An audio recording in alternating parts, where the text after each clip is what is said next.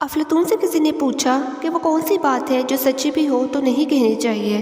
اس پر افلاطون نے کہا کہ اپنی تعریف۔ خالی زبان سے ذکر اتنا فائدہ نہیں دیتا جب تک عمل نہ کیا جائے۔ ایک علامہ فرماتے ہیں کہ تسبیح تیرے ہاتھ میں ہے، یہ کہتی ہے کہ دل کو پھر مجھے کیا پھرتا ہے۔ یہ زندگی تمہاری اپنی ہے، اسے بنے نوع انسان کے لیے وقف کر دو، کیونکہ آج تک کسی درخت کو اپنا پھل کھاتے ہوئے نہیں دیکھا۔ کتابیں انسان کی بہترین رفیق اور مونس ہیں۔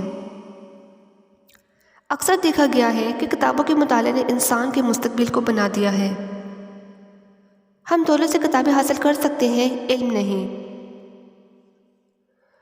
کتابیں نہ صرف ہمیں زندگی کی سیر کرا سکتی ہیں بلکہ گزری ہوئی باتیں بھی بتاتی ہیں۔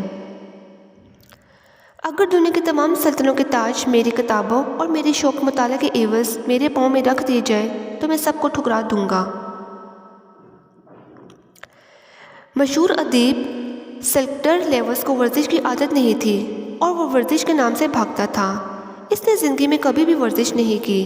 ایک بار ڈاکٹر نے اسے مشورہ دیا کہ ورزش کرنی چاہیے۔ اس کے جواب میں اس نے کہا، یہ بہت مشکل کام ہے۔ ایک شہری کے لیے ٹیکسی کا دروازہ کھول کر اس میں داخل ہونا ہی سخت ترین ورزش ہے۔ مشہور شاعر لارڈ بائرن ساری عمر ایک مخصوص توہم کا شکار رہا۔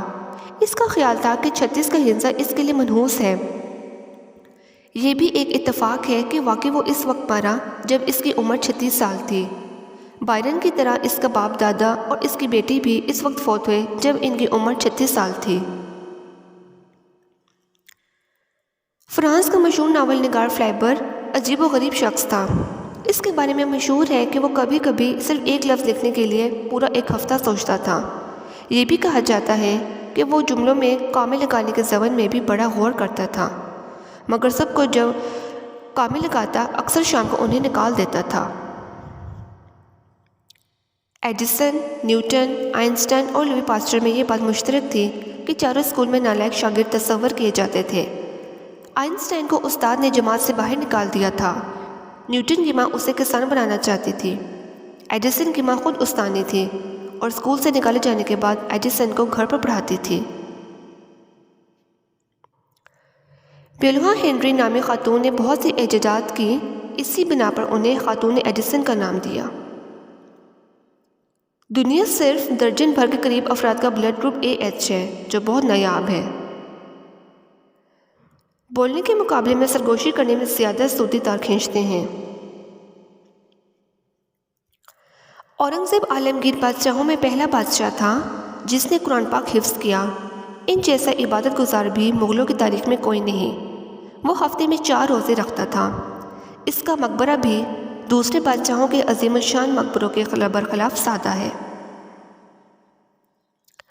آئنسٹائن اتنا ہی عجیب تھا جتنا اس کا نظری اضافت۔ وہ جب فوٹوگرافروں کو دیکھتا تو انہیں منہ چڑھا دیتا۔ وہ نہانے والے ٹب میں بیٹھ کر شیو کرتا اور کبھی شیونگ کریم استعمال نہ کرتا بلکہ جس صابن سے نہاتا اس سے شیو کرتا۔ اسے سب سے زیادہ خوشی اپنا وائلن بجا کر ہوتی تھی۔ ایک بار جب قائد اعظم بیرسٹر بن گئے تو کمرے عدالت میں اپنے دلائل بڑے دھیمے انداز سے پیش کرنے لگے۔ جج نے کہا، ذرا زور سے بولیے۔ آپ نے متانت سے جواب دیا، جناب میں بیرسٹر ہوں، ایکٹر نہیں۔ ایک انگریز صحافی نے قائد اعظم پر طنز کرتے ہوئے پوچھا، کیا یہ درست ہے کہ آپ پہلے کانگریس میں تھے؟ قائد اعظم نے برجستہ جواب دیا، ہاں ٹھیک ہے، مگر میں پہلے پرائمری اسکول میں بھی پڑھا کرتا تھا۔